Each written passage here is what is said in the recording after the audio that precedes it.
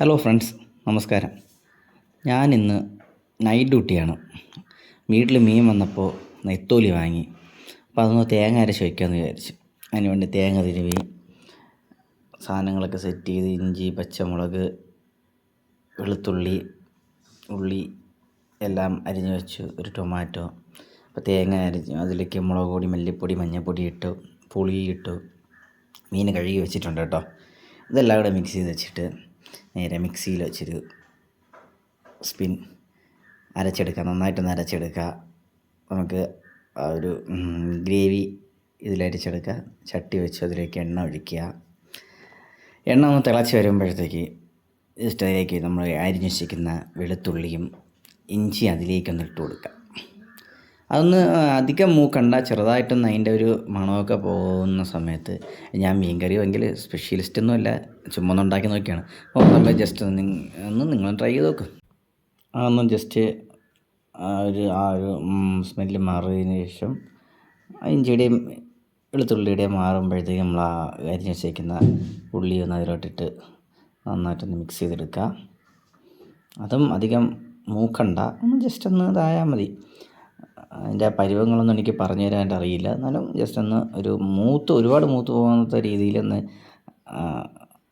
വഴറ്റിയെടുക്കുക. അതിനുശേഷം നമ്മൾ അരച്ച് വെച്ചിരിക്കുന്ന അരപ്പില്ലേ, അതതിലേക്കൊന്ന് ഇടുക. നമുക്ക് ആവശ്യത്തിന് വെള്ളം ചേർക്കാം. നമ്മൾ ഗ്രേവി അനുസരിച്ച് വെള്ളം ചേർക്കാം. അപ്പം എനിക്ക് കുറച്ച് കട്ട് ചെയ്തുകൊണ്ട് ഗ്രേവി ഞാൻ കുറച്ചുകൂടെ വെള്ളം ചേർത്ത് നന്നായിട്ട് വെള്ളം ചേർത്ത് അത് നന്നായിട്ടൊന്ന് ഇളക്കി കുറച്ച് നേരം ലോ ഫ്ലെയിമിൽ വയ്ക്കുക. അതൊന്ന് തിളയ്ക്കാറാകുന്ന സമയമാകുമല്ലോ. അപ്പോഴത്തേക്ക് അത് ഞാൻ അരിഞ്ഞ് വെച്ചിരിക്കുന്ന അവിടെ മുരിങ്ങയ്ക്കയും പച്ചമുളകും കൊണ്ട് അതിലേക്കങ്ങ് ഇട്ട് കൊടുക്കുക. ലോ ഫ്ലെയിമിലായിരിക്കണം കേട്ടോ, അല്ലെങ്കിൽ അത് അടിയിൽ പിടിക്കും. അങ്ങനെ അതിലേക്ക് പച്ചമുളകും മുരിങ്ങയ്ക്ക ഇട്ട് കൊടുത്ത്, മുരിങ്ങയ്ക്ക മോക്ക് വേണ്ടിയാണ്. മുരിങ്ങയ്ക്ക ഭയങ്കര ഇഷ്ടമാണ് അല്ലേ മോളെ? മുരിങ്ങയ്ക്ക ഇഷ്ടമല്ലേ? ഇഷ്ടംപോലെ മുരിങ്ങ കഴിക്കും അല്ലേ? അപ്പം മീനിലും മുരിങ്ങയ്ക്ക ഇട്ടാലും കഴിക്കും.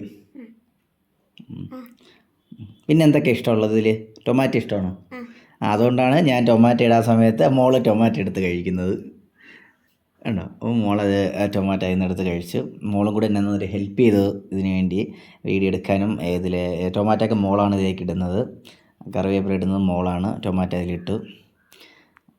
തിളച്ച് വരുന്ന സമയത്ത് മീനിട്ടതിന് ശേഷം ടൊമാറ്റോ ഇട്ടതും മീൻ നന്നായിട്ട് മുങ്ങി നിൽക്കുന്ന രീതിയിലായിരിക്കണം നമുക്ക് ആ അരപ്പുള്ള ഗ്രേവി ഉള്ളത്. അങ്ങനെ മീനെല്ലാം അതിലേക്ക് ഇട്ട് നന്നായിട്ടൊന്ന് അരപ്പെല്ലാം മുങ്ങി നിൽക്കുന്ന രീതിയിലാക്കിയിട്ട് അതിൻ്റെ മുകളിൽ ടൊമാറ്റോ ഇട്ടു.